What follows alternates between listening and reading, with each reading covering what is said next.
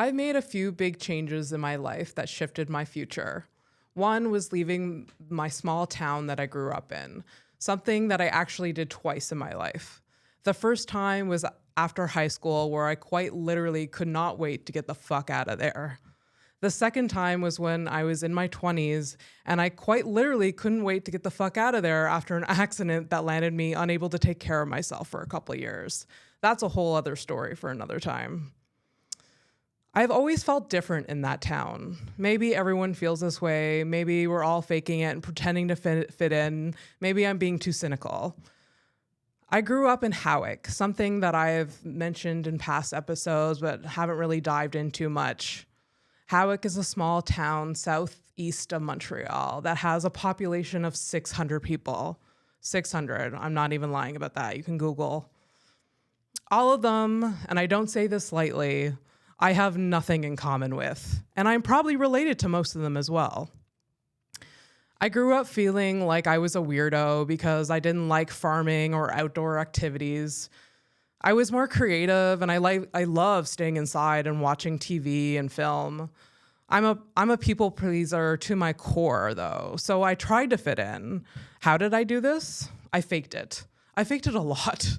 I would pretend to, like the tractor that you're talking about, or the cows you milk, or the soya crop your family has planted. Yes, that's oddly specific. That's because that was my life. There were some creative outlets here and there, but nothing really quite fit. My mom used to take me and my sister to the city as children. I put the city in quotation marks because that's what we called it, the city. Like it was some mystical place that was far away that didn't have a name. My mom's goal was to show us some culture and expose us to anything other than the cornfield beside our house. She took us to different restaurants, ones that were not my cousin Gary's hot dog stand. My mother being my mother, there was always a focus on food. I remember her driving all the way from Howick to Côte-des-Neiges just to have Greek food for the first time. The first bite of baklava will forever change my life. She took us to museums, the Biodome, markets, and malls. I remember being in the Old Port as a child, walking on the cobblestone, looking at the architecture and saying to myself, I'm gonna live in this city one day. In my last year of high school, I was aimless, and I didn't know what I wanted to do after high school, or what I wanted to study, or if I wanted to study at all. However, I knew I needed to get out of Howick. I applied to one cégep, which is not smart. I applied to one cégep, the one that looked the coolest because it was downtown. I applied to the most generic program, social sciences, and luckily I got in. I moved into a three and a half with a girl that was sort of friends with me. The idea of living with my actual friends was horrifying, so I chose someone that was sort of a stranger. My dad moved all of my belongings in his truck one hot summer day. It took all of 20 minutes to unload. I set up my room in the living room of that apartment because that's how we decided to live in that apartment. The apartment, looking back, was absurd. It was absolutely absurd. It was surprisingly big, but it was old. It was so old and had very little sunlight. There was a fake fireplace in my room, and the front door didn't lock properly. There were parties happening there all the time in that building. I only lived there for about a year, but it felt like a decade. The first year in the city was an absolute blur of new and terrible and exciting experiences. Maybe that's every teenage college experience. Eventually, I adjusted to living in the city, and I found my way. However, it took a while. Last year, around this time, I was in the Old Port at dusk, waiting for a show to start. I was sitting on the bench. I remembered that my 10-year-old self, 10-year-old Abby, the one that earned to live in the city. And finally, it hit me. I'm a Montrealer.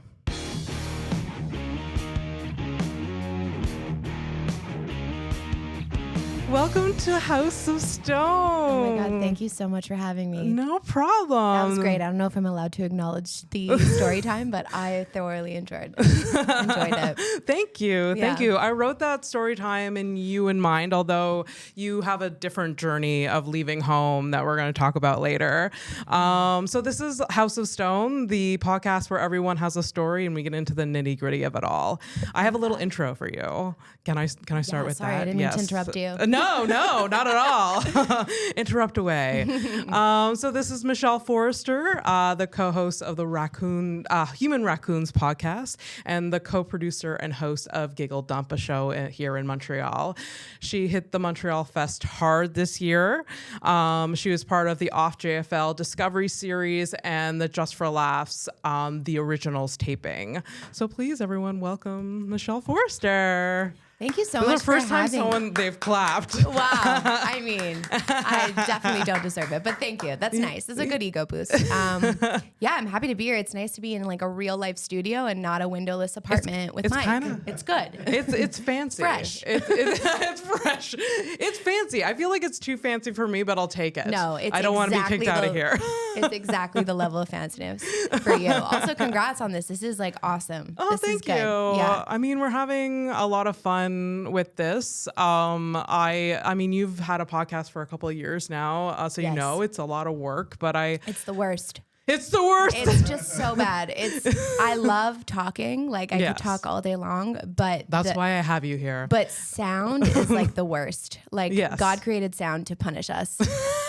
He did. I mean, that's why Zach is here. Well, that's it. I mean, thank God. When you were like, Zach Hicks, a producer, I was like, that's what we need. Me and Mike have been like dying for a producer for years. But the thing is that nobody will do it unpaid. So nobody wants to do absolutely. It it's not.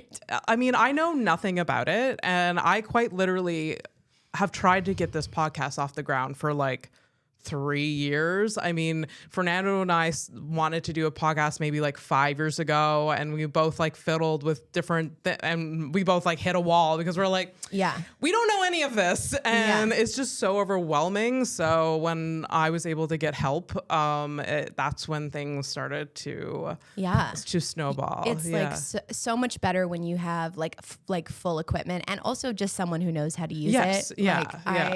Mike and I went through like lapel mics. Like we bought, I think I spent like $400 just in like figuring it out. And I mean, that's what it good, takes. But it definitely. Barely. Yeah. I mean, your podcast sounds great. It's fun. Good. Yeah. I mean, we have fun. It teaches us a lot. It does. I was, I like the part that, I mean, besides being the host, I'm distributing it on like the different platforms. And I was like, no, I'm going to learn how to do it. There's been tears.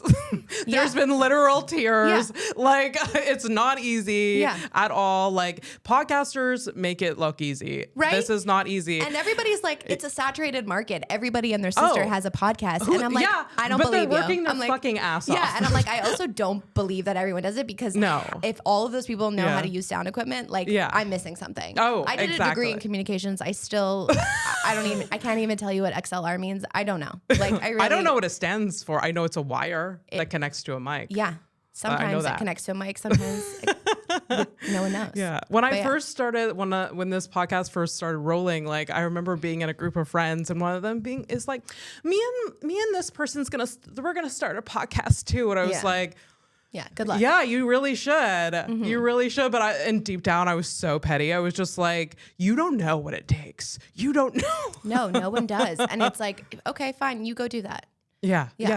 We'll see. I will listen to it when it comes out. Exactly. You have fun. On that note, where can people find you? Like, put your handles out there. Yeah. So you guys can find me on Instagram at Michelle Forrester. I don't have a fun name yet. It's just my name. It's your name. No, I know, but I always see I met some during JFL, I met all these comics from LA and New York, and they all have fun puns on their names. Oh, really? As their Instagram handles. I have not noticed that. That's at the worst though, because it's like you want it to be your name.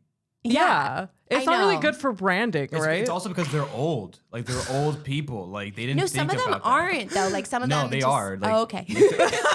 I'm considered old. Anyone over 30. Okay, yes. Then anyone over 30. Yes, they're extremely old. Yeah, they're but very Zach has you have a cool name. So you're you like, do. hey, your name is already a brand. Need a name. Yeah. Yeah. But even you have a fun name. I mean, the House of Stone is serving me well, a Stonehouse, although for years I hated my last name. Yeah. Hated it. I mean, yeah. Like, it was just like, it is so dumb. Like, Abby, I like cute. Yeah, fun. Sort of original. There's not many Abbeys. There are, but they're not many. But Stonehouse, I was like, that's so dumb. My dad was always insulted. I'm like, it's so dumb. Stonehouse. Bleh. Like, but now, like, and throughout my life, people were like, no, it's a powerful name. It sounds like a rock star. And I'm like, you guys are lying. Shut up. But like now it's like, okay, I sort of like it now. I feel like I have the same, like, I get the ick on my own name. Like, and just now, in the last 2 years, I've gotten used to it because of people, like, announcing you, you know? But even still, like, when a host announced me, I'm like, ooh, like, I cringe. I'm just, oh, who is that? That's such an awful name. But people all the time tell me, you have a great last name. And I'm like, thanks. I hate it. It's okay. Maybe it'll grow on you. You'll start a podcast on your own called Stir Forest, or like Run Forest Run. That was Stir Forest. I don't know, something. But so on Instagram, Michelle Forrester, and then on Twitter, I have my handle is Stress and Dirt. But I have to Stress and Dirt. I have to disclaim that my Twitter is bad. But we're working on it. I mean, Twitter is bad for everyone. It's hard. I don't like engaging on there at all. Like, I have no notifications. I go on like once every month and I have like 70 notifications. People like tag or whatever, but like I don't like it. It's just like, and like you think it would be, it just gives me anxiety scrolling. It's just like a bunch of like, I don't know. At least on Instagram, there's there's like pictures and like things that like will just like tickle my brain. But then like it's just a garbage fire. I don't like Twitter. It is a garbage fire. Yeah. I like go on there just to kind of like write because I like the process of like watching TV and not watching it and just being on Twitter and like and writing drafts. Like I just write drafts of tweets. But I never really post them. So that's why my Twitter's bad. That's fun. I have so many drafts of tweets and like, I mean, to a certain point, it's like, just put those in your notes app. You're just piling these drafts. Like those are just little jokey concept things. You know what's funny? Like you mentioned Twitter today. Mike, my boyfriend, brought up this thing like, oh, that could be a joke. I'm like, I tweeted that like a year ago. Yeah. And I look back and I was like, I did tweet that. Like it was, what he said was like, you know what's funny? Your name is your name is the first on my contacts. I was like, yes, because alphabetical. Yeah. And like, he's like, yeah, if we ever break up, like, it's just going to be a constant reminder. That's so powerful. Because you're the first one there. And I was like, yes, that's the tweet. That's a joke. And he's like, you should write a joke about it. I'm like, yes, I wrote the joke. Like, it's in in 2019, I wrote it. Abby 2019. Exactly. Anyways, we're off topic. No, that's so funny. That's great. Like, what a Yeah. weapon. I'm like so down below. I'm like, M, I think, is so far down that like it's in the middle. It's enough exit. You're not going to see my name. Yeah. When I'm looking for, like, you search it, you don't like anything past B, you're not scrolling. You're like searching. Exactly. For sure. Yeah. So my exes have to work to find me, which they're not doing. So. unless they have you under a bitch. Yeah. Honestly, there you go. To be honest, that might be it. Yeah. The only one that beats me is an Aaron if they spell it Aaron, which I mean, I don't know. It's a stupid name anyway. It's a stupid name. Who puts 2A? No, get out of here. Any name with like 2 letters at the beginning that are the same to me, I'm like, is Aaron the only one? Like though? Lloyd? Like, get out of here. Lloyd? Right. Lloyd. Like you needed another L. Like, Lloyd shut is up. a good name. It's a powerful name. Like, you don't meet a lot of Lloyds. You don't meet unless. But if you do, you they're meet dads. a lot of 7-year-old Lloyds. Really? I think that's an old like you don't 70-year-old. I thought you said 7-year-old. I was I've never met a 7-year-old named Lloyd. Like, they don't exist. No, like no one names a baby Lloyd. Like, you don't be like, oh, little baby Lloyd. No. Ew, disgusting. No, gross. If you do, like, let's call child services immediately. Like 100. That and like other old people name. I'm like, why was that the name that you chose to name your baby? And I think a lot of it is Beatrice it's or like namesakes. Myrtle. Yeah, it's like my like your grandmother was named this, so or you're gonna Harold. be their namesake. But it's like nobody wants to be called Myrtle in 2022. No, that would be imagine a teenager named Myrtle. They would be so emo. They would be so emo. They'd be like, I hate my life. Yeah, they'd probably go by their middle name. Yeah. Which is something nice, like Rose or something. Yeah. Parents always or Jennifer. Most parents, I feel like, or not most, but a lot of them name like a cooler name as the middle name. Yeah. Like I have a lot of friends who their middle name is way cooler than their first name. Yeah, really? yeah. Not mine. Are they petty? They're like, I wish that was. No, they just go. Sometimes they just go by their middle name. Oh, okay. Yeah. They can. I guess people can choose. I don't know. Gets confusing, but yeah. My middle name is not that cool. Mine's an old lady's middle Mine's name. an old lady. Mine, Abby Patricia. Mine's Kathleen. Kathleen. Kathleen and Patricia sound like they're like best friends. You know, they are. They're they're part of the Golden Girls. Yeah. Like those are the Golden Girls characters that like never made screen time. Exactly. Yeah. Totally. So let's talk about Just for Laughs for a second. Sure, like let's I talk feel about it. like I brought you on to talk about like, big moves because I know you're moving to Toronto soon, but I really want to talk about Just for Laughs because it just feels like you were in a big whirlwind this year for Just for Laughs. It was. It started when you auditioned and then you got booked on 2 shows. So it started. I'm like, it's so crazy. I remember I was dress shopping with my best friend who was getting married, and this is kind of like random, but I had like no like thought in the world. I was just like, oh, okay, like I'm a maid of honor. That was like my only goal. And then I got a call from Sid being like, hey, you made the JFL audition. And I was like, what? I didn't even know what it was. I was like, what do you mean So I literally kid you not, I opened my phone, I Googled JFL audition because I was like, what does that mean? Is that like is he just calling it? Like some people will call shows things just to kind of get people in seats. So I thought I was like, is this like Sid's JFL, like Just for Laugh, like straight out of Montreal, or like straight up like JFL? Yeah. And then I like kind of looked into it. Were you like, hold on, Sid, let me? No, I kind of just was like, I remember I was in the car, I pulled over, I was like, okay, cool. But like, I wasn't excited. I was like, okay, thanks for calling. Like, you would imagine someone else would be like, okay, Michelle. Yeah, someone else would be like, oh my God, thank you so much for the opportunity. Like I was like, okay, cool. Like, I don't know what that is. I'm sure people that get that call get that. They get that a lot. Or it's just like, I don't know. Well, I didn't see like, I have a bad habit of not being on Facebook. So like I miss a lot of the posts on the comedians. I mean, that's not a bad habit. Yes. No. I think my mental health like definitely is better for it. No, it's not a bad habit to not go on social media. But I miss a lot of like the updates and like a lot of Sid's updates. So I was just kind of like, so I had to go back and be like, oh, okay, no, this is legit. So then when I realized, I like messaged him and I was like, thank you so much, like, for the opportunity, whatever. Yeah. And then I was just happy to be considered. Like I had no idea who was going to be on it. I saw the list of names that were on the show. Yeah. I mean, I was between, for the audition, they put me following Rachid Badouri, who's like literally a superstar in Quebec. And they're like, you're just going to follow him. And then in between. I saw the set list and I was like, who did this? Yeah. No, because like people like, freak out over him. Out to get me. Like I was like, I gotta follow Rachid. Yeah. And then who was I mean, after you're me very was, funny, obviously. You like, of course, but like, I mean. Yeah. And then Wasim was after me. I was like, someone wants me to fail. I was like, I don't know who wrote this list, but maybe it was a test. It's like if she can, she handle can herself own, between these 2 fucking fireballs. Like legends, yeah. Or they were like, we need people to like not laugh as hard.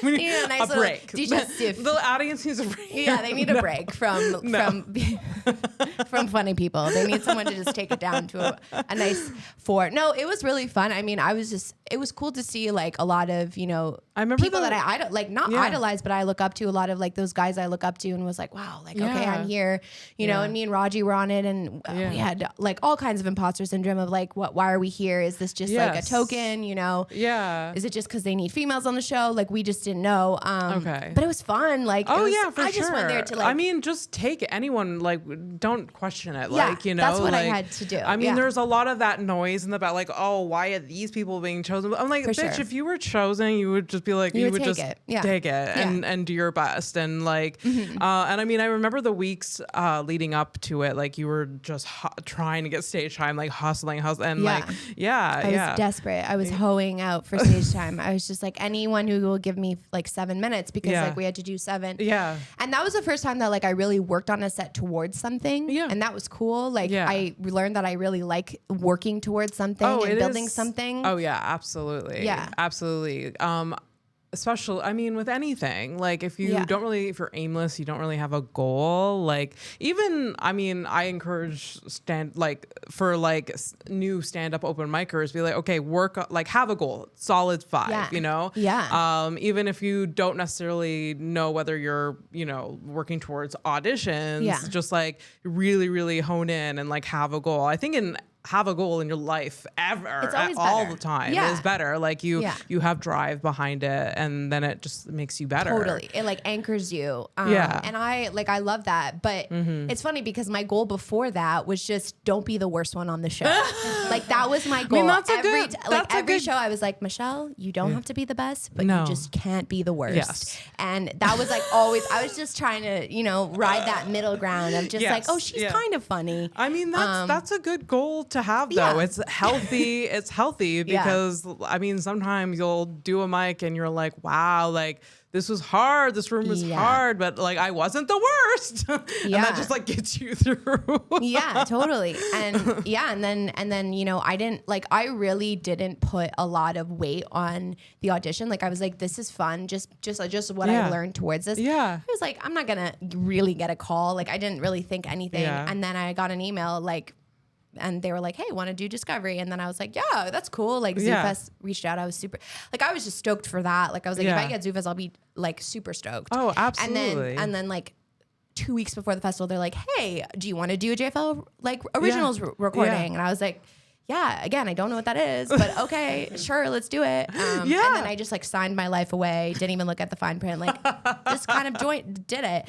And then what was cool I think every comedian that was part of the festival did. No one read it. Like, I mean, I did my OFFJFL show, of course, and I like none of 20 minutes. It was just really the paperwork was just like, oh, you'll get this much at the end of it, this percentage. And like, there wasn't really that many logistical things, but you had to you're recorded. So there's a lot more. Yeah. Like I had to sign a bunch of stuff. I didn't I saw copyright. I was like, yeah, they can own it, whatever. I'm still doing the jokes I did. So I'm like, I don't know if I'm allowed to do that. Or I think you definitely are. I think it just can't be recorded for it can be recorded. It's for another network or whatever. Yeah. But it's probably nice to be like, okay, that material is kind of behind me. I can build on some new stuff, because like I'm sure after the festival you're like, I'm sick of all of this material. For sure. And so what was so funny is, speaking of like being the worst one on a show, so what I also got to do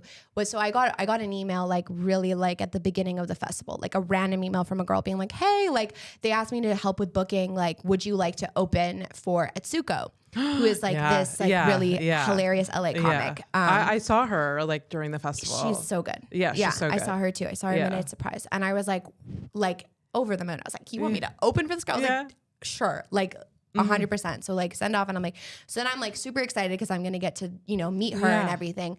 And then like a day before, they email me and they're like, hey, so we made a mistake. She actually doesn't need any openers, which makes sense, because like when I looked up her act, it's like a one-man play. So I was like, how do they want me to open this? Yeah. And asking questions, whatever. So then I think the girl was like, I'll reach out next week with more spots. Like I think she felt bad because they like, clearly they weren't organized on there and they hadn't spoken to her. Yeah. So they emailed me again on Monday night, like at 9:30. They're like, hey, can you come tomorrow and do like a ZooFest show? It's called Best of the Fest. I'm like, yeah, sure. Like in my head, I'm like, oh, great. Like a ZooFest show. Like, I'm going to be with like, you know, I'm thinking I'm going to be with like Montreal comics. Like, no. And I was like super like, I was like, get there. I was the first one there. I walk in. I'm like, ooh, this is different. Like, first of all, the food was really good. So I was like, the green room, they took care of you. I mean, I'm not going to talk shit about. No. Keep going. They took care of that Zoo Fest show. I mean, because of the lineup. Yeah. Well, of course. Like that's why I knew things were different. I was like, oh, okay, this isn't just like saltines and jam. Like we've got like sandwiches. Like there's like a club sandwich. I think we got a few bag of pretzels at our show in the back. Yeah. And then all these people walk in, and I'm like, weirdly, like why do I know these people? Like I know them, but I don't know them. Really? And it was just like all these like super famous people. And like one guy's like, hey, what's your name? I'm like, Michelle. He's like, oh, I'm Preacher. I'm like, it was Preacher Lawson. I'm like, oh. He's like, how long have you been doing comedy? I'm like 2 years. He's like, oh, you're a baby. And then suddenly I see, and I'm like, I know that girl. I'm like, why do I know that girl? It was like Sophie Buttle. It was like Liza Traeger. I'm like, what am I doing in this green room? I'm like, someone made a clerical error. And it was just like, but if you look at the list, I was like, what the, like, who approved this? Like they were like, they didn't tell me anything. They're like, you're going to do 8 minutes. So I got there. I was like, okay, I'm going to do 8 minutes. Yeah. And talk about being the worst one on the show. I was the worst one, but it's okay because like, look at the lineup. I mean, crazy. But but what an awesome opportunity to be in the green room with all of those people. And I think it was because the girl felt bad. Like she was like, we fucked up. Like let's give this girl like whatever. Yeah. But it was just so funny. I still think. I mean, it was amazing, and I'll take like any opportunity I can get. But I still think that they thought I was someone else because when I got there, they were like, "Oh, you're in town," and I was like, "I live here. I'm quite literally always in town." But yes, I'm in town. So it was funny. That's so funny. Yeah. But that's so cool. And your recordings went well. Yeah. I mean, my recording went okay. All of the sound issues were during my recording. But but it was fine. It was honestly, it was such an amazing opportunity. And I remember seeing you like the night right at like, it was that night, but after like we were at like the hotel. Yeah. And you were just like, I saw all of the people from the Discovery series who were just like over the moon. They're like, they were just glowing with such happiness. They're like, it went so well. And like, it did go so well. Yeah. They were just so it was so cool. Yeah.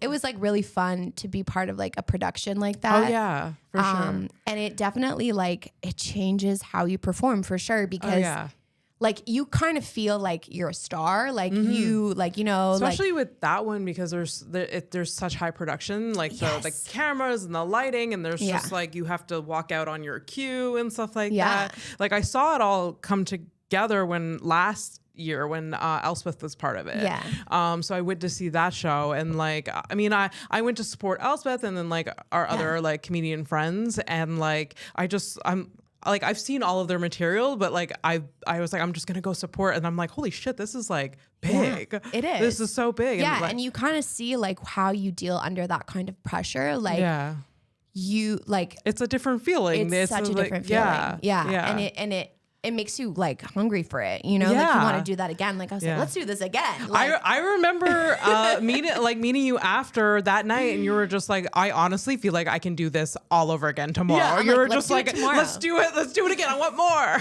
And so I can see how like people kind of get like an ego from it because if you're doing that every night, it's like you're a star. People love you. Like it's just for me, it's like the lights, the music, like even just like the intro of like you being brought on. Like it really does like I can see why people like chase that high. Yeah, absolutely. But it was fun, and everyone did so well. And I think we all really like kind of like we like rode for each other in that way. Like we really passed on the energy from show to show. Oh, that's amazing. But it was just fun to do. Like it's so fun. I love the festival so much. Me too. Like I even before being a stand-up comedian, I would take part in the festival, go to so many shows. I just love stand-up. Like I'm first and foremost like a fan. Me too. Yeah, me too. We were at the Chrissy D podcast together. Yes, Fernando got singled out. It was he was hilarious. So funny. He was so funny.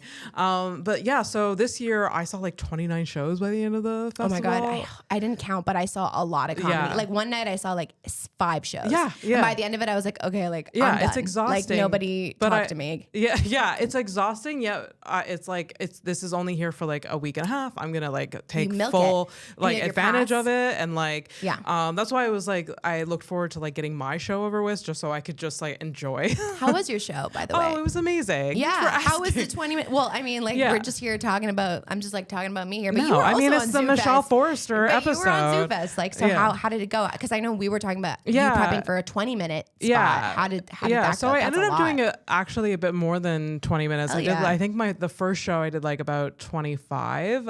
And like, I'm not exaggerating. And I've said this joke to most people that ask me about it. Like, I'm not to be dramatic, but I fucking killed it. Like, I don't like, I have I don't think I've ever had an audience that hot in my fucking life. Like I had them like eating out of the palm of my hands. I was like doing crowd work. I was just like, it was so perfect. Like, and both shows was just like, and my boyfriend came to both of them, and like, I felt stronger about the Saturday show than the Monday show, but he said that my material was like my set was like stronger on the second show just because I'd gotten it all out there. Yeah, you've gotten like reps and stuff. 25 minutes of killing, man. I can't even imagine. That must have been great. It felt really good. Like you give yourself time to breathe with the joke and like time to interact with the audience and respond to something the audience is doing or whatever. So it feels really, really good. I had the best time. Yeah, the show was like, it was great. It was great. Like, good audience, both shows. I'm really proud of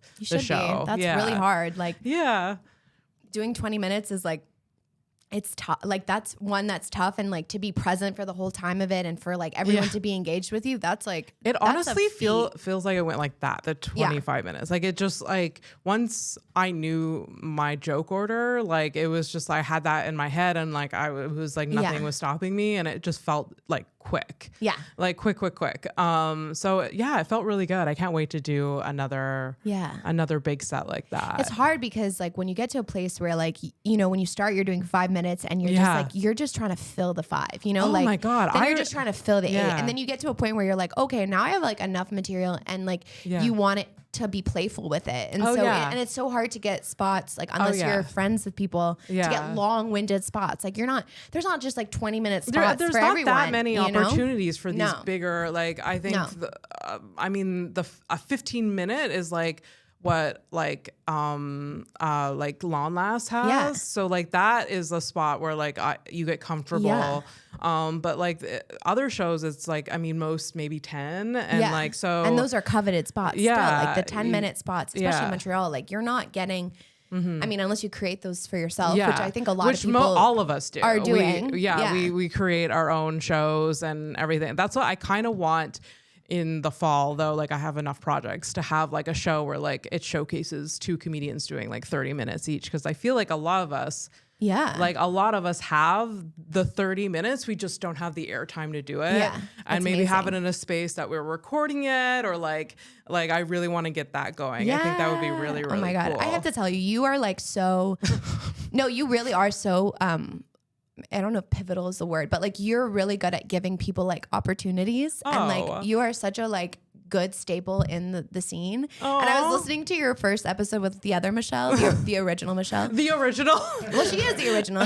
She was there first. There's no hierarchy of Michelles. In the Michelle world there is. No, I'm just kidding. But I was listening, and like you were talking about how when you started, you know, now you're nice to everyone. And like I honestly remember like you and Peter Bowen were the first 2 people that were like the nicest to me, and I'm lucky I got to come in kind of with like a little bit of a crew, so like I didn't have to like have that much anxiety. But and you give like everyone, like even this podcast, like you're like, I'm just like, Abby is someone like you are like what we should all be doing, is like giving people like opportunities and giving like our scene.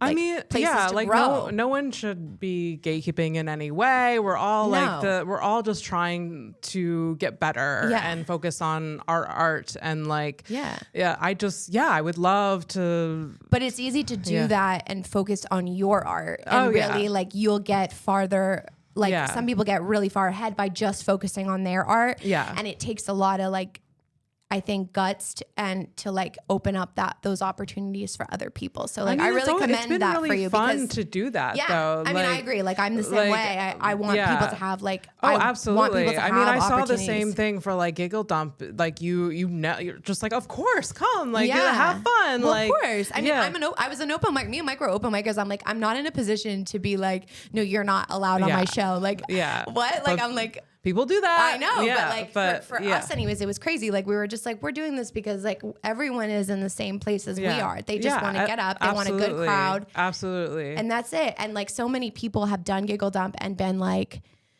that was such a fun room. Like that was the first time I had a fun time at a comedy show. And I'm like, keep coming back. You know, like it should be fun. Yeah, it should be fun. And we should all be helping each other. Stress like some places can be, for sure. Well, yeah, anyway, I just wanted to say that because I do really think that, if you're a new comic, Abby Stonehouse is the person you want to befriend. And last episode, like I had the last episode we recorded with Gabe and Amber. Like Amber stopped in the middle and just like started like complimenting me, and I didn't know what to do with that. I was like, "Okay, thank you." Yeah. He's like, "Everyone should be listening to Abby. She's fantastic." I was like, "Yeah, cool." You but are I appreciate fantastic. He's right. Yeah. I appreciate it so much. This is a different energy from last podcast, and I love it. Because the last podcast with Gabe and Amber was so chaotic. It was a good energy, but it was so chaotic. I can imagine. I think a one guest.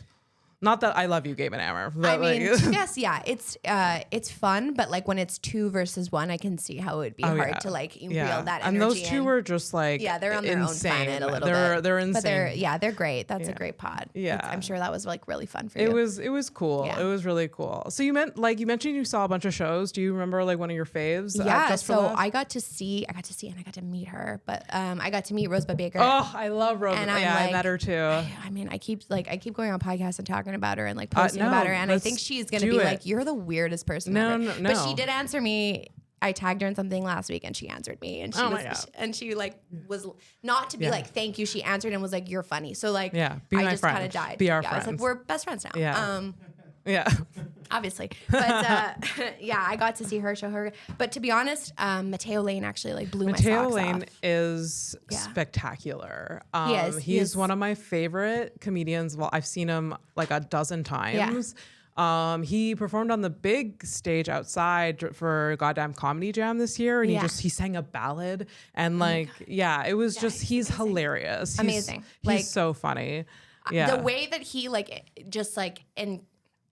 enthralls people. Like he hangs on to his charisma, like grabs you. Oh, for sure. And then any small, it could be nothing he's saying, and it's hilarious. And he's just so like present with you the entire time that like what I learned from him was that even like he has this joke about how he's playing a video game. He's playing Fortnite, and like if you don't know what Fortnite is, like you could be so lost. And like that's, I think sometimes something we comics struggle is that like we think everyone understands like our reality. Yeah. And he does such a great job of like explaining it. Like he'll take the time to explain what he's talking about to his audience, and then so that he can make the jokes and then hit the punch harder. Yeah. And I was like, wow, like, oh yeah, like we can do that. Like we can explain things. We can give context. Like it's hard when you have a 5-minute set, but you can like, you can absolutely. do that. And I find he explains things, but then adds like little punches in it. So you're still laughing, you're still on board, you're learning what the context behind it, and then he just like hits you. It's really great. He's amazing. Really great. I'm trying to think who else I saw. The Nasty Show was awesome. Everyone on the Nasty Show was like incredible. Yamanika was like hilarious. I mean, I don't think there was a single comedy show that like I was like, oh, this sucks. Like everything was great. I even went to see Hack Couture. That was so funny. Like seeing an all-girl panel just like roasting people. I was like, we need more of this. Like we need more like females on stage roasting. Oh, absolutely. Everyone. Absolutely. I support that wholeheartedly. I just felt so inspired after going to all of those shows and seeing all of these like bigger names and these big comedians that have like made it up there in their career. It's just like it just gave me like, it inspired me to write so much more and to push further. Same. And it also like gave me a little bit like of confidence in the sense of like, because there's so many people that come on the festival, like, so everyone and like they're treating you like a colleague, you know? Yeah, so it's not like you're getting treated as like a fan. You're getting treated as like, oh no, you're part of this industry. Yeah. And it's like, because you are. You have the same like lanyard as them. For sure. But you kind of get the lanyard does everything. No, the lanyard actually, there was like some racism towards the lanyards, dude. Like, really? Oh, 100%. Racism. Not racism. Oh, but okay. there was different tiers of lanyards. Oh, yeah. Segregation. There was segregation for sure. There's you had an orange lanyard. I didn't have the just for laughs comedy how people treated you with the lanyard on. Oh, yeah. People walk different with a lanyard. They do.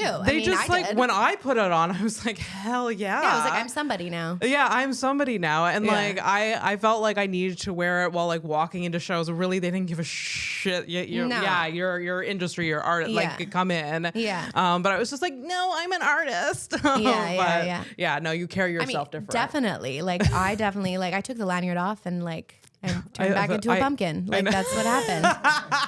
No, but I loved like, but like it is like to take up, like it really kind of motivated me to be like, oh no, like I am here. Like, I mean, for a reason, we don't know what reason that is, but I'm here. And so like, I got to work harder now. Like I looked at people and I was like, people I met Ali Makovsky, and she like added me on Instagram. I was like, what? Like, yeah. And I was just like, okay, cool. Like, and I looked at her Instagram and I was like, no, I need to be doing this. Like, I need to be doing clips. I need to be doing like, it really like, I feel like all of us, it gave us that push to be like, do it. Like the only thing that's stopping you is like you. Is yourself. Is and you can like, do it. What you notice is what these comedians on stage is that they have this confidence, even though they may not, you know, it's just like you need to present yourself with confidence and work with confidence, because then the audience can tell if you don't. Yeah. And then you get so much further. And then also sell yourself. I felt so awkward. Even like JFL was like, you have to post. And I was like, I don't want to post it because I don't really post my comedy on my Instagram. And then I was like, you know what? No, like you have to, like if you're not doing it, no one else is going to do it. Like someone's not just going to come up and be like, oh, Michelle, let me just like do this for you. Like, no, I have to do it. I have to get over like the two people in my brain that I'm thinking are looking at my stories and being like, ugh, she's such a poser. You know, it's like a girl from high school and the rest can enjoy. It's like my first ex-boyfriend and a girl from high school that literally always come in my mind. I'm like, they're watching everything I'm doing. Do they pop up in your like stories? No, like I don't even look at their stories. Okay. Like I just think like that they think like I'm a loser for doing this. And it's like two people. No. And then I was like, you know what? I'm just gonna mute them. No. And I muted them, and then I was like, now I can you can just carry on. Now I can just spam everyone with comedy. Yeah, there you go. There you go. But like we all like think about people that like we aren't thinking about us. Oh, absolutely. Yeah. I mean, even for the show with me posting, like everyone's gonna get so sick of me. Yeah. They're gonna hate me. I'm like, no, that's not the truth. That's not at all. Like I love seeing everyone's content and like their new projects. And everyone that is sick of you, like honestly, there will be people who are sick of you and they'll unfollow you, and then that'll leave room for more people that are like down. Who like I met so many people that are like, you're so fun, and like they're like strangers that are like, you're fucking funny, I follow you. I'm like, why? I'm like, what? Like, you want to follow me? Okay, cool. Like, you don't realize that people do get invested in like your product and like whatever you're putting out. Absolutely. I have people from Howick that will like message me because they're friends with my mom, and my mom will repost something and we're like, we're so proud of you. There's like Don Ronald or something like that like is like knew me as a child because he's like, I don't know, my dad renovated their house. I don't know. But like they'll be like, we're so proud of you, keep it up or whatever. It's super weird. It's weird. You get fans but take them where you I'll take it. I'll take the Howick fans, even though I will trash talk that town. I mean, you had me out there. I like that town. Yeah, you did the lawn last out there. Yeah, I met all 600 people. It was great. Oh my God. All of them. All 600 were in my sister's backyard. It was intense. It was a cool show though. That was a really cool show. It was a really great show. Yeah. So tell us about Toronto. So you're taking a big step. You're moving away from us. You're moving away to Toronto, but to pursue good things. Yeah. So it's funny. It's all kind of linked into like, and you know, you had me prep for some stuff, but it'll all make sense later. But yeah, no. So basically in January, I randomly applied. I wanted to go to grad school. I've wanted to go to grad school since I graduated. And it was just like, I've wanted to go to grad school since I was young. I don't know why. I think my mom once was like, I went to grad school, or like, I don't know. And the idea of being in grad school was very appealing to me. Yeah. And so I took 5 years off in between my bachelor. And at the time I graduated, there was nothing really that I really like could see myself doing like passionately. Yeah. So I went to work for a while and I was like, I'm going to try the corporate life. Yeah. I realize I hate it. It's awful. Yeah, working is the worst. It's the worst. Yeah. I can't believe people expect me to work from 9 to 5 every day. Oh no, that like insanity. I mean, you don't, so it's fine. No, I don't. I actually work like 11 to 3 every day. Most people don't now. Like now that we work virtually, we all get our shit done, and that's the thing. Like that, big corp like doesn't want to accept is that like people are so much more productive. Yeah. In shorter amounts of time. But anyway, so I applied so I found this program in January and I had a week to apply. And it was, and it's in its second year of like kind of running. It's a brand new program at Ryerson, or what was formerly known as Ryerson. Now it's Toronto Metropolitan University. And it was a screenwriting and story design program. And I had been looking for that since I graduated. Like I wanted to do, because we had one teacher. His name is Ken Briscoe, shout out. And he was awesome from Concordia, and he ran this amazing screenwriting class, and I did all of his classes. Like anything I could do, I did. Mm-hmm. And so, and then anyway, I did it, and then I applied to it, and so I'm sorry, I found the light really. My ADHD just got like, I'm like, do we have a minute left? No, you don't have a minute. Okay, I was like, oh my God, okay. So that was for me. Good. So this program, so then I couldn't find anything that was similar to that. So I went, I just kind of whatever. And then I found this program. I was going to apply to media arts. And then they said, anyone applying for screenwriting should apply to this new program. So I found this program and it was everything I wanted. So I applied in a week. I applied in a week. Wait, what's the new program called? It's called Screenwriting and Story Design, and it's a master's degree. And you just had to submit like a letter of purpose and then like a script. So I had to put together a script in a week. In a week, actually, like I wrote it in 3 days. I just like went in, wrote it all out. Oh my gosh, that's amazing. Trauma dumped pretty much into trauma dump. That's the way you write always. That's how I write every single second of my material. Yeah, well, like I was like, because at that point I was like, well, I can conceptualize this big long story that's not real, or I could just write about what's going on right now in my life, which at the time a lot of shit was going down, and I just like poured it all out, and I was like, if they hate it, they hate my life, like whatever. Yeah. Then I won't take it personally at all. So then I sent it in, and then I got in, and then like my life was like, oh, you're going to Toronto. Like I still don't even realize that I'm going to Toronto. That is so cool. Yeah. So when do you leave? So officially I booked some movers yesterday for September 1st. So I will be in Toronto, probably settled on the 2nd. Okay. Wow. Yeah. You must be so excited. I am. I'm like, I have mixed feelings because I feel like now in Montreal, like I just started getting kind of like a groove of like getting booked and stuff and having a lot of spots. And so moving to Toronto is starting all over again. I have to, like I have friends here now. I have friends in the scene. All my family and friends are here, but I am excited to do something new and like go to a new town and start again, a new city and start over. I've never done that. Yeah. It might be difficult. I'm lucky I have like a roommate out there who's like, her and I are good friends. So you know her already? I know her already. Okay, so that's I'm like great. Blessed that way that I have someone who's kind of like already there and like a piece of home. But yeah, it's going to be wild. I really haven't thought about it much, to be honest. I mean, you've been busy for sure. Yeah. Too busy. Yeah. I mean, I'm so excited for you. Like, I think like screenwriting is, I think it sounds amazing. And I can't wait for you to like, I don't know, find your groove there. Yeah. I hope something comes of it, because if not. I mean, obviously you must be good at screenwriting since you got it. You wrote a script in 3 days. Did you even have time to proofread it? Like, no, I didn't. And I reread it later and I was like, ooh, some grammar errors here. But I guess. You've written a script, like you've written scripts before? Yeah. Okay, nice. So I knew how to like format them. I knew the programs. I kind of had that.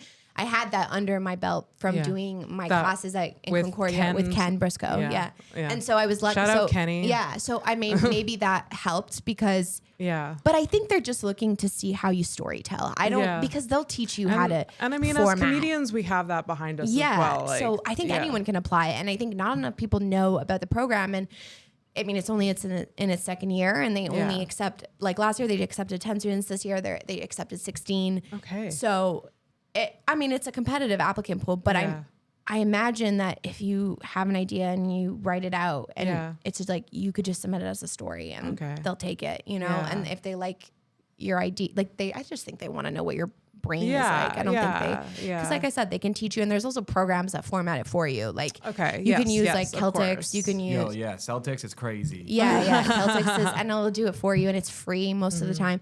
Final Draft is like the industry standard, and it costs money, but you could probably find like a bootleg copy of it. But it's not difficult. Yeah. So what is your ultimate goal with like getting this education and doing script writing? So I wanted, ever since I was young, like I loved I loved movies. I loved TV. I used to like force all my best friends to make movies with me. Like I got it. Oh, that's so cute. No, it's not. They hated it. No, it is cute. They'll tell you now. If I lived in your West Island town and I was younger, I would have been like, let's do it. I bought my first communion money. Isn't that the most Catholic thing ever? I bought like a camcorder, and then I would bring the camcorder to all of like my family friend hangs, and I would like make them be like do movies with me, and like they hated it. They were like, Michelle, we just want to fucking chill. Like, can you not for a sec? But we made some pretty funny like on the days that they did. You're a producer, director, writer, actor, all in like the 2-hour hang with your family and friends. We made like this like crazy like horror movie. That was the only way I could get them on board, was if I was like, okay, we're gonna like, there's gonna be fake blood involved. But then they were like into it. But otherwise they were like, fuck off. Like, so I did that for a while. So I always kind of had an interest in like creating stories and like movies and stuff. And then it kind of turned more into TV. Like I'm a huge TV junkie. I love TV. And then I just like, from then I was like, I could write for TV, you know? And that was like I always call that like my pipe dream. And then I understood that like in communications at Concordia Comms, I went to a talk, and the head writer for the Stephen Colbert show was like, you have to do stand-up if you want to write. It's going to teach you so much about like writing and like rejection and like working with other people. Like if you can get up and do stand-up, like highly recommend doing it. I mean, anyone writing for Colbert, I can see where that comes from because that's kind of the way that they write. For sure. Yeah. So that's how I kind of, and I knew I wanted to do comedy. And so he was like, if you want to write for funny, you gotta, you gotta be funny. You gotta get up there and be funny in front of people. So then that's kind of how I started stand up. And then, so those dreams kind of were like attached. And then, and so now here I am. I'm going to Toronto. That's amazing. It's crazy. Wild. You're going to kill it. It's going to be freaking great. I can't wait to see your name on like the TV screen as like. I hope so. I'm like, some people get into stand up and they're like, they want to be like famous comedians. And like, I just want to do it until I like can be like in a writing room and nobody knows me. You know what I mean? Like me and Joel were like at the rap party for the JFL thing, and like both of us were just sitting in a corner, and like Joel wants to write as well, and like we often talk about it, and I was like, this is why we should be writers, because like we don't want to walk around and like mingle with people. I don't like, I'm not chasing fame really. I'm not, I mean, I do love stand up now. Like I really hope to be good at it, but you are good at it. But I just want to be in a writer's room behind. I really want to be in a writer's room one day. That seems like so much fun. It is. Although like, I don't know if it would, in reality, I would love it, but like it seems like so great. It seems so great fun. Just to like, I mean, I have this like mystical idea of what it would be like. You're just like riffing off each other, coming up with ideas and stuff. It's really like that. Like I did a workshop through the school, and they had a producer from Hawaii Five-0 come and like run this I know, crazy. From Hawaii Five-0. Run this like writer's room. And we had to write an episode of Hawaii Five-0, and it was the best, like, it was like 6 days. It was the best 6 days of my life. You become like, it's exactly what you think it is. It's just like a bunch of people pitching ideas, and then you decide if you want, and it's like, it's just like, it's fun. Like that's your job. You get to do that every day. Like, it's just, that's amazing. That's the dream. So you're moving to Toronto. We do have to wrap up soon. That was what the light was. But you're moving to Toronto. You have a bunch of different projects here. They're going to continue, like the podcast and the show with Mike. Yes. I think so. You'll be back I'll be and back. forth. Yeah, I'll be back and forth. I mean, I hope like I don't know. I don't know where I'm going to be in like 3 months. I don't know what it's going to look like. But the goal is to continue Human Raccoons. Like it's fun. Like Mike and I get a lot of like joy out of it. Oh yeah. Absolutely. Yeah. Absolutely. So we always end a podcast with 2 questions. Yes. And the first one is, what is the hardest thing you've ever been through? Yeah. So that one was the one I was prepping. Okay. So the hardest thing, and I was, as I was thinking, I was like, God, Michelle, you're so basic. Like no, but like really, I have lived like a quote unquote charmed life. I have. It's okay. There's nothing. But the hardest thing I went through honestly happened, and like I'm just on the upside of it. Was this year. I was in like a relationship where like I was so like deeply in love with a person. Yeah. And they and we broke up in January. And that was kind of why I was like, I'm just gonna, apply to this program. Like I needed something to just like whatever. And so the hardest thing was honestly like leaving a relationship that like I was so invested in. I was like all in on this person, and I didn't want to leave. And every fiber of my being was like, stay. But it really was like starting to take a toll on my mental health. And like it got, it got really bad and it got really, really dark. I was like in possibly the darkest place I've ever been. And I wanted to talk about it because I do think that like a lot of times with those kinds of relationships, like people feel like, they don't want to like speak on it. But I got really to like the lowest place I've been.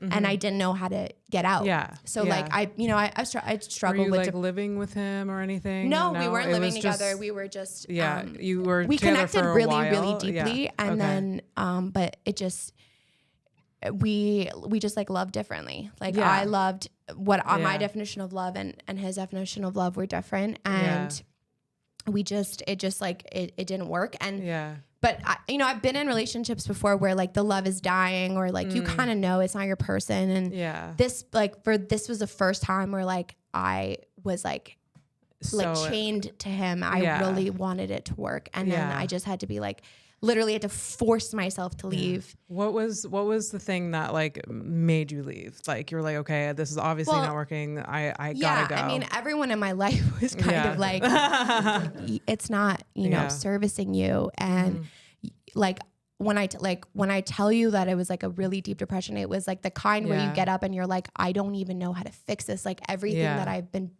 that's worked before isn't working anymore. Like, you know what I mean? Like usually I could get myself out of it. And it wasn't working. And then I had to so I got on medication, and we were still together when I got on medication. And then, I don't remember. I think it was just like, it was one thing that happened that like really just showed me how much he was not gonna, he was not gonna be the person that like I wanted him to be. And then I ended it, and like from his perspective, I'm sure he thinks that I just like broke up with him because like whatever, I was done, whatever. But I wasn't. I was like, I was not done at all. You still loved him. It just knew it wasn't the future you wanted. I still love him to this day. So I think the hardest thing I did was like leave someone that I like loved so deeply. Oh yeah, it's that's sad. So hard. It is hard. Yeah, it sucks, and it. But I mean, time has proven since then, in a short amount of time, that like it was probably a good choice. Like possibly, I mean, like I'm good things have rolled out since then, and like you just said, you were like on the flip side of it. Yeah, it's weird to have gone through like so much like darkness in my personal life, where like the only thing I had was comedy, and I just got out of bed, and and I would, it literally was that I would just like get out of, I was like, the only thing that's getting me out of the house is spots, so like let's just do as many spots as possible, and then like the success started, and I was like on an starting to like roll through with success, and then but I wasn't even able to like enjoy it. So it's like weird to be in this place now where I'm like, wow, like, that whole time I didn't even like take a step back to be like, damn, like this is cool. Like I'm getting all these opportunities. Like I wasn't able to be like grateful for that because I was so you were like in a bad mental place, and like with the breakup, you had other things to focus on. But I mean, you can reflect on them now and like feel joy from them now. Definitely. Yeah, for sure. It's so weird that like, I find life happens like that, where it's like you're either, it's either like you're going, it's stuff when something's going good, you don't like see it, and then when stuff is going bad, you like harp on it. I mean, at least I do. For sure, absolutely. So yeah, a breakup is the hardest thing I ever went through. No, leaving. I mean, it's significant. A lot of women stay. I have a lot of friends who want to who commit to a relationship that is not servicing them. That they're they refuse to like and to it's recognize. So hard, especially when you feel and you lose yourself or whatever. You feel like you just are like not addicted, but you feel like this person was your person, and you're like you have to like consciously be like, no, they're not your person, but you feel like they are. It's like a breakup is definitely like a death, like you're grieving this life that you thought you wanted with this person, or you thought you were going to live out with this person. So you have to like go through the whole grieving process of it all, for sure. Not that I've been through many breakups, not at all, not like big ones, but this one was, I mean, I have been through some, and this one like absolutely rocked my world. Like Yeah. So your girl might be single for a while. It's good to be single. I was single for so long. Yeah. I was single for so long. I found myself, now that I'm like in a pretty serious relationship, I still feel like I'm the same person, you know, just because I'm just very independent. You're in a good relationship. Yeah, I'm just very independent. And I mean, he could be Coey at times, but they all can. Yeah, we Boys all love can. It. They just love attention. Yeah. It's just, So the last question, I mean, we've talked about this the whole episode, is what your deepest passion is. If you can just like put it like in a sentence, succinctly. What your deepest passion is. I think my deepest passion is finding things that I find funny and making other people see the funniness. Yes. Yeah. That's great. That's a good one. That's a good one. Yeah. That's a good one. Thank you for being here. Oh my God. Thank you for having me. This was amazing. So fun. I could talk for You're such a good guest. I knew you were going to be. I wanted to talk about all the things that we talked about. I wanted to talk about. So we hit them all.